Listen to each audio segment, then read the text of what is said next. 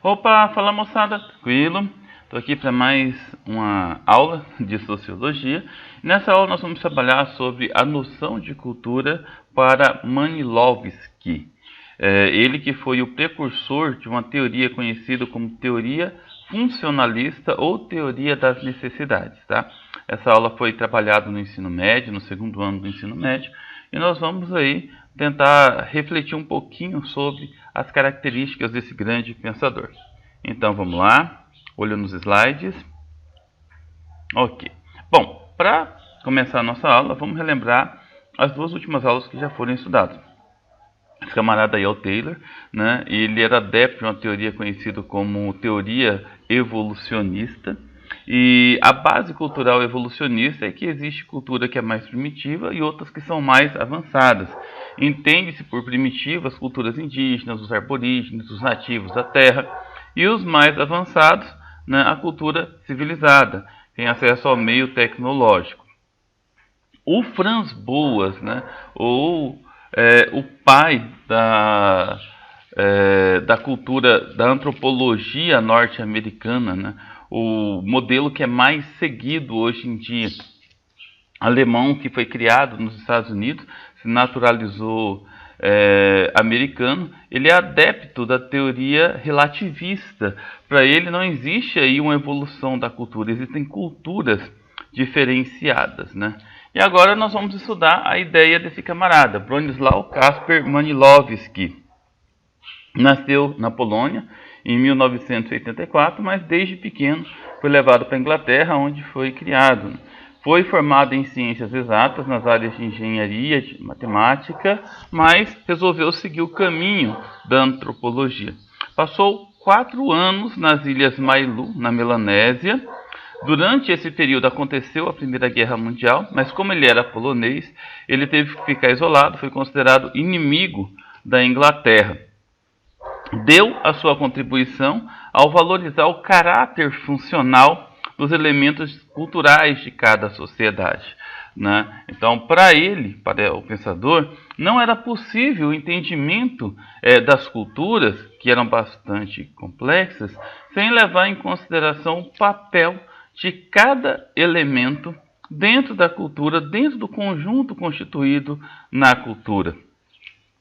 As ideias dele se aproximavam muito das ideias do Taylor, porque ele estabelecia leis que eram associadas ao caráter funcional desses elementos culturais, né?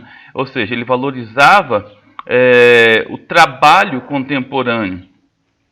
Então, o dia de hoje, a contemporaneidade, ele precisava ser levado em consideração dentro daquela perspectiva da cultura que estava sendo estudada. Então, ele analisava as culturas sob uma perspectiva sincrônica.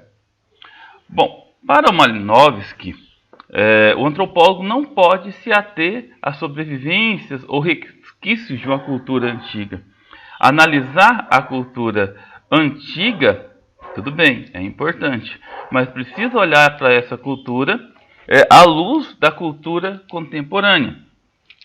Porque o importante é entender como determinada cultura atua. E, para tanto, deve ser considerada em sua atualidade, ou seja, nos dias de hoje, contemporâneo, e não apenas residual.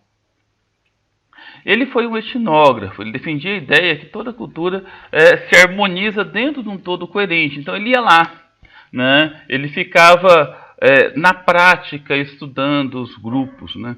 Ele partia da ideia que o antropólogo não tem como entender aquele grupo sem estar dentro dele, dentro daquele grupo cultural. E aqui citações diretas do trabalho dele, né? Cada tipo de civilização, cada costume, cada objeto material, cada crença, cada ideia preenche uma certa função vital. Tem uma certa tarefa a cumprir, representa uma parte insubstituível de um conjunto orgânico. E para isso ele cria o que nós conhecemos como teoria das necessidades dentro da antropologia. Ele entende que as leis se inserem nos complexos culturais definidos no interior de cada sociedade, e essas correspondem a funções. A pretensão dele foi criar uma teoria que explicasse como que era essa função nas diferentes sociedades, essas funções sociais dentro de cada sociedade. Ele afirmou que os imperativos culturais em todas as sociedades decorrem de certas exigências de sobrevivência. O indivíduo, ele parte de exigências como se alimentar, se proteger, se produzir. E essas exigências é ao mesmo tempo individual, mas também é coletivo. Essas necessidades, elas determinam imposições fundamentais. E é dessa maneira que a cultura aparece como elaboração humana que pretende atender aos imperativos de ordem natural. Ou seja, cada constituição cultural tem um caráter que é puramente funcional, que é eminentemente funcional. Para o pensador, as instituições criadas pelo homem, seja dentro do Estado, seja dentro de alguma sociedade cultural, estariam na base das expressões de cultura, organizando o convívio, determinando comportamentos, conferindo a articulação orgânica de cada elemento de cultura, cada um provendo uma função para a sociedade envolvida. E aqui eu coloquei como exemplo o dia a dia de vocês, alunos, não é? A sala de aula é uma sociedade em miniatura. A igreja, seja ela qual for, qual seria a sua religiosidade, ela tem características culturais que são próprias daqueles que estão envolvidos. As características da religiosidade é típico daqueles que são religiosos. Mas há também as leis, os tribunais, o júri, a própria família, que também confere característica cultural aos membros que estão envolvidos nele. Ele aplicou a sua teoria em vários grupos humanos, nas ilhas lá da Papua Nova Guiné.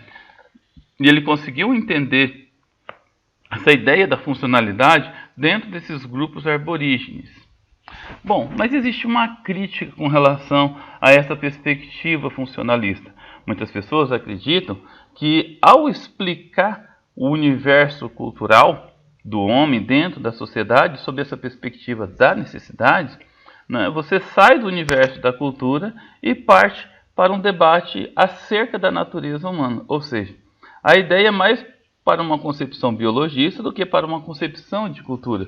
Porque o homem, a partir do momento que ele vive em função de se proteger, de se alimentar, de reproduzir, e cria mecanismo para que isso seja efetivado, né, é mais relacionado à natureza humana do que um ambiente cultural, uma segunda natureza, que no caso seria a civilização ou a sociedade. E aqui eu coloquei como que é a concepção de cultura para Malinowski, né? O que ele pensava acerca da cultura. E eu coloquei de forma bastante resumida. A cultura é essencialmente uma aparelhagem instrumental pela qual o homem é colocado numa posição melhor para lidar com os problemas específicos, concretos, com os quais se deparam em seu meio ambiente, no curso da satisfação de suas necessidades. É um sistema de objetos, de atividades, de atitudes, no qual parte existe como meio para um fim. É uma integralidade na qual vários elementos são interdependentes. Essas atividades e objetos são realizados em torno de tarefas importantes e vitais, em instituições como a família, o clã, a comunidade local, a tribo, a comunidade econômica e política, a atividade legal e educacional. Do ponto de vista dinâmico, a cultura pode ser analisada numa série de aspectos, como a educação, o controle social, a economia, sistema de conhecimento, crença e moralidade, além dos modos de expressão criadora e artística. Para finalizar, vamos entender a questão da observação participante.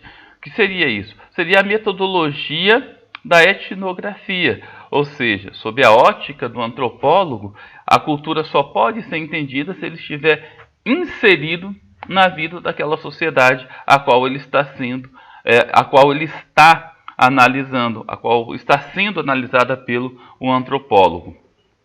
O investigador, ele deve se integrar o mais que possível dentro dessa sociedade.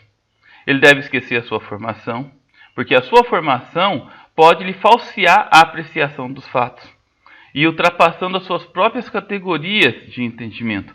Ele deverá estudar o grupo sem preconceito, sem julgamento de valor.